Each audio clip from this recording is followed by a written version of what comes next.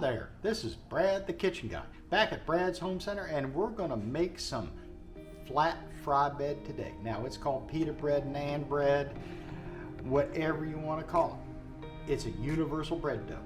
So we're gonna do the wet dry method, and you go, what's the wet dry method? You mix all your wet ingredients, then you add them to your dry ingredients.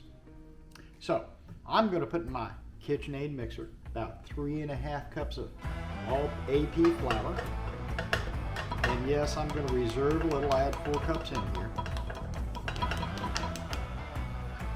Back, and just in case I don't have enough and want to tighten it up, I have some warm, whole cream top milk. I'm going to add melted butter, about 1/4 stick. And into there, I'm going to add 1 egg because it's going to be like a brioche dough, because I like my dough a little rich. We are going to mix it up. Now, we're going to add just a little bit of that sugar. We're going to put the rest of it in our bowl, but we're going to bloom our yeast to make sure it's good before we put it in, because you know what happens. Dead yeast makes what? Dead bread. So we're going to rest the sugar in with the flour. Now, I always put my salt in with the flour. So salt and yeast are, how can we say this? They don't like each other.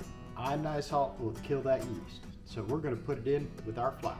Now, normally I use 1 packet of yeast for this, but we want a lot of rays, so we're using 2. And we're going to test it in here, right in there. And it's going to need about 15 minutes. We just want to see if that gets up to a nice bubble, and then we'll mix it in with our dry ingredients. Why do I want you to do that? Because if you got no yeast, you got no rise, you got no bread, you got no crumb. In the meantime, we're just going to mix our dry ingredients to make sure they're all good. And I'm using a paddle bit in the beginning. Just a brief mix it all up nice and uniform. Now all we got to do is wait about 15 minutes to see if that bubbles up. We're back to making flatbread, naan bread, Turkish bread, pita bread, whatever you want to call it, basic bread mixture. Now, we put 2 packages of rapid rise yeast in our warm milk, eggs, and sugar mixture, and I want you to see how bubbly that is.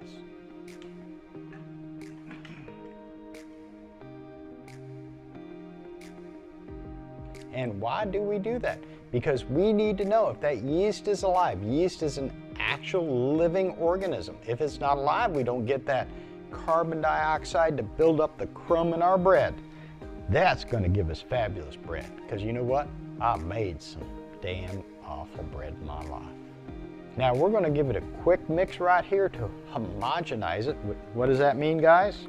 We're going to make sure everything's all the same when I pour it into from the wet to the dry.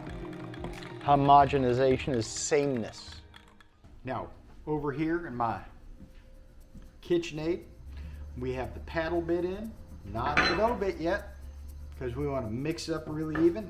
Then we're going to put the dough bit in.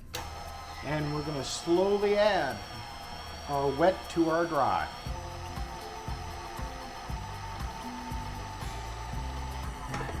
It is fully mixed. We're going to change it to the dough hook.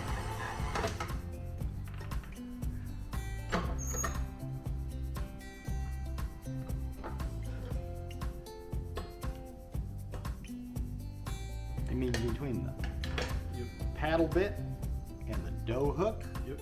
All right. This is for mixing. This is for kneading. We've mixed it all together. It's uniform. Now we're going to turn it into a dough ball.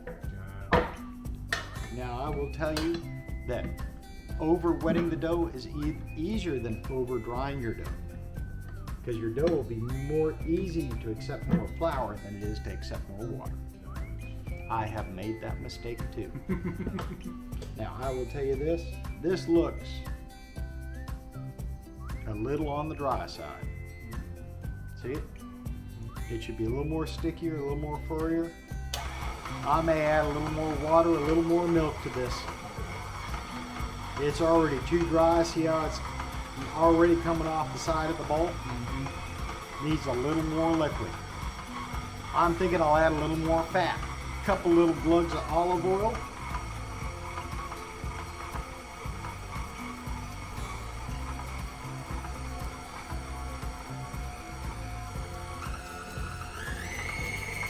Now number 3 on your mixer is what you want to have is the highest speed for kneading your dough. We're looking for a soft, smooth ball. Pulls away from the edge, it's already done that. It looks about right. Let's see. It's all in the, yep, look at that. Them gluten strands are tightening up. That's called the window pane. You can pull it, you don't see any holes. That dough is ready. So what do we do now? Drop it down, take the hook off, get it out of the mixer, the flour,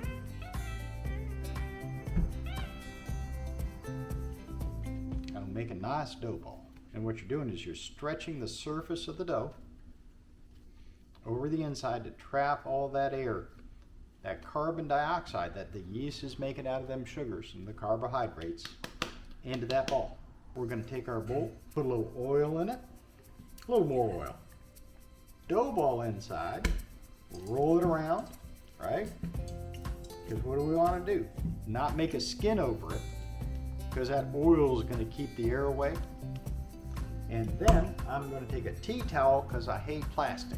Plastic and I are not good friends. You know that great plastic graveyard in the Pacific? I'm doing my best not to contribute to that.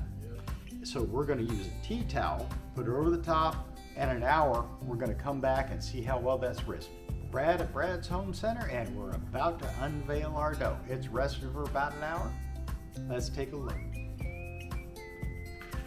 She is doubled inside.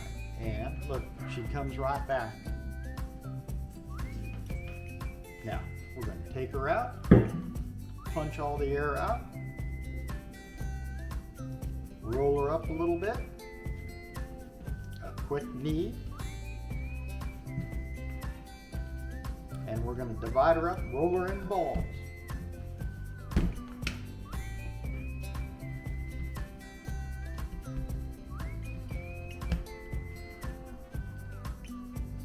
Everybody can do halves. We found halvesies are easy, right?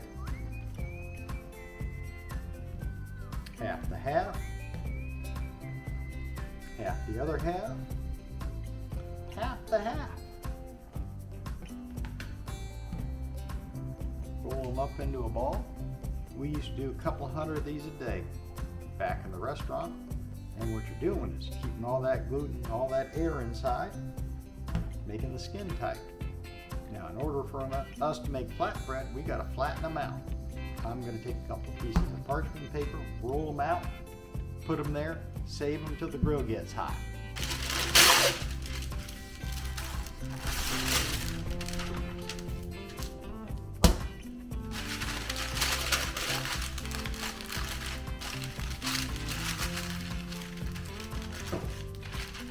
I know it's prettier if I had a sill pad and a round thingy, but you know what?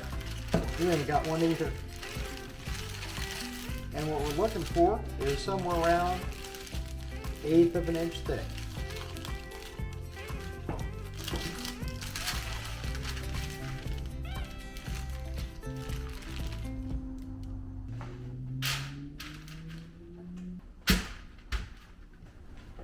Get the Blackstone back over, heat her up. We're going to do some smash burgers. Put them between the bread.